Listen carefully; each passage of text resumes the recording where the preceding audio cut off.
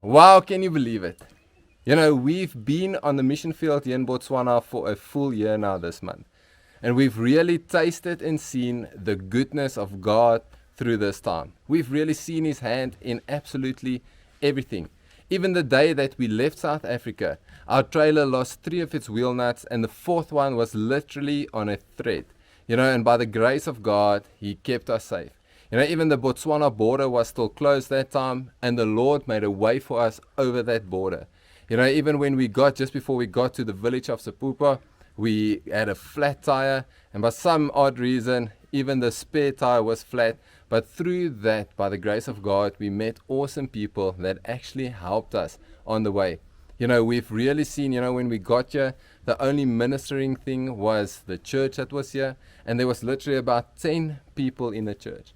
And since then, it has grown. By the grace of God, the church has grown. We started a children's church, a Sunday school. Yeah, the Sunday school is growing and it's awesome and the kids love it. We are busy using the curriculum that a church in South Africa has given us.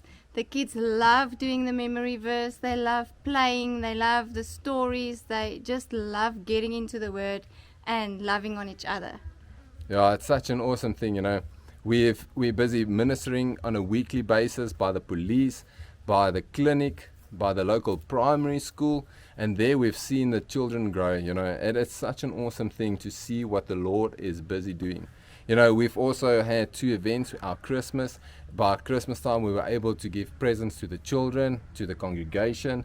We were able to have a meal with them together. And then there was Easter. Easter, we did the 3 villages, 3 days, where we saw such awesome things. We were able to take the gospel to different villages on the Friday, on the Saturday, on the Sunday. People gave their lives to Jesus and they were baptized. And it was such an awesome experience. We have started visiting the preschool. There's a local preschool here, which the VDC, which is the Village Development Council, started, and we help there on a weekly basis. Yeah, it's awesome to spend some time with those kids and love on them. Some of the kids, they don't get any meal for the day, and we often take some chippies or some sweeties to them, and then we just eat with them and we play with them and we love on them and we teach them about Jesus. And it's very nice to see how excited they are when we get there and how much they enjoy it. Yes, and then we're busy raising up leaders in the community, in the local church of ours, where on Wednesday nights we've got a leadership program that we're doing with them, where we're trusting to identify new leaders to start small groups in this place.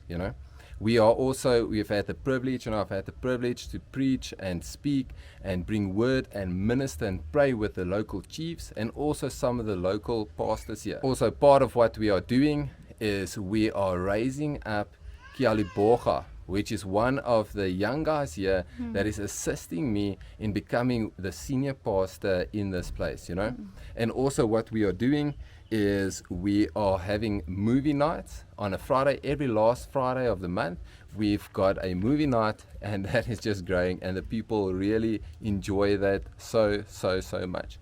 And on Fridays, you go out. Yeah, so on Fridays, I go with Amugalang, and we visit some of the mothers and the Musari Macholos, the old ladies, and the children of the village. So we go from hut to hut, and we visit them, we love on them, we pray for them, and we spend time with them. And part of what we are doing as well is to empower some of the local people and to help them with their small businesses, like Amo, that goes out with Luhani on a Friday. She makes dresses. And when we got here, she was making her dresses with one of the handheld, sewing machines. And then we got 2 machines and 2 overlockers that was donated to her, and since then her business has grown. She's been able to make more dresses, more bags, and she's also employed someone that is helping her, that she can pay her a monthly salary on it. And she's also busy with empowering other women, right? Yeah, so some of the women that we visited in the huts, we try to encourage them to do something. As a team, Amu and myself, we counsel them, and then they go to her and she teaches them how to sew, and then so she can start helping them with their own business or with selling some of their stuff that they make. We've also started ministering over the radio on Rainbow Gospel Radio live every Thursday from 1 to 2 p.m. Central Africa time here from our village. And that has just created another platform for us to be able to just spread the word, just another opportunity to speak more about Jesus and a platform. We've also ministered in a village called Tamacha a couple of times, and it's also just been phenomenal. Another village that the Lord opened up for us was Gucha. And it was by a miracle that we were able to go out there. We started there about 7 months ago. And since then, it has just grown into, and it's a small village, And it's really grown where we go out there on once a week. And we've been able to help a girl there whose house burned down, to help her to rebuild a roof. We've been able to help them with some food. We've also got 2 young guys there that we are training up now to be able to start a small house church there, so that it can be sustainable even if we are not there anymore. Also, we've had the privilege to hand out hundreds of Bibles. A big tool that we've got is the solar audio Bible. Man, that has been such a blessing. The people that cannot read, if you bless them with one of those, they are able to listen to the word. People that are blind, they are able to listen to the word. This is such an awesome tool to use here. Also, in August, the Lord laid on our heart to take food parcels to some of the widows. We started with 6. This was in August. This month, every month, the Lord has just doubled the provision to that. Where this month, we are able to give to over 20 widows. Man, and it's such a blessing, coming there and seeing, a lot of these people, you get there, they don't have any food, and the Lord just knows. His timing is always the right timing to know when someone is in need of something.